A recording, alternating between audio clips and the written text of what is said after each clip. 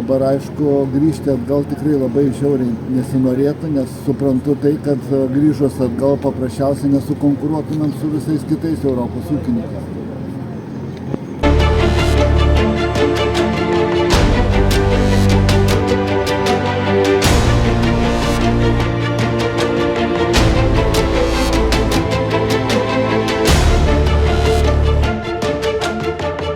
Ir kitaip nebus, mes nepasiduosim, kad žmonės atsipeikės.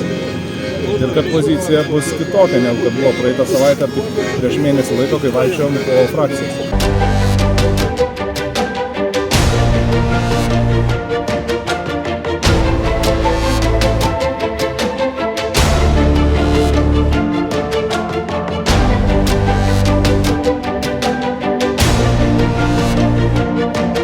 Piškėnai geri žemoni, Jėzus galalė.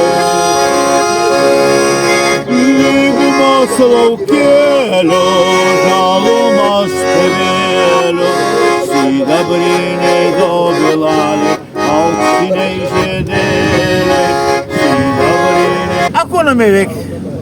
Atvažiavau pasižiūrėti savo praeitį. Bet įdomu, gali būti ir ateitis tokia, jeigu toliau taip vadovaus.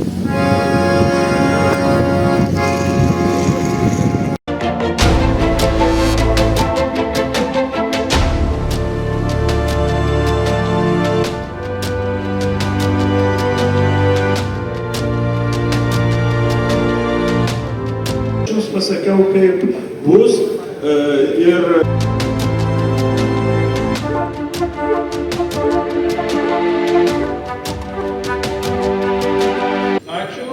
motyvai išsakyti yra, prašom apsispręsti dėl Kęstučio Mažeikos, ponas Kamarako ir kolegos Juciaus pasiūlymo. Balsuojame. Balsavo 111 Seimo narių, už pasiūlymą 60, prieš 16, susilaikė 35. Pasiūlymui pritarta.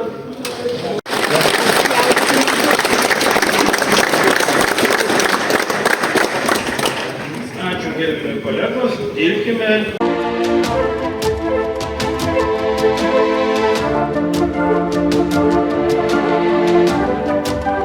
Tai pasiekėm tokią tarpinę pergalę, sakyčiau. Iš tikrųjų labai padėjo ūkininkas vienybė ir atėjimas, ir spaudimas Seimo nariams asmeniškai. Ir tai manau, kad nulėmė tą tokį tarpinį kompromisinį variantą.